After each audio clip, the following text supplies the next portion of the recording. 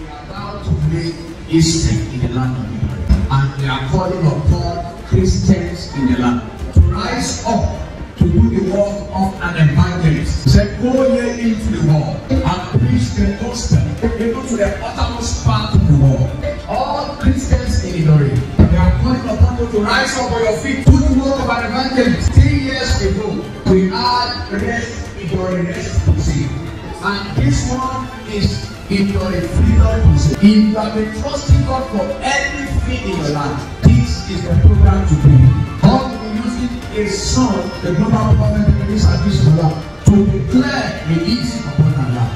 There will be free transportation, and for the youth as well, there will be an empowerment program for the youth that are ready to learn. We demand food from business ministry. We are going to empower them on how to install solar. We will also be training on how to make agri.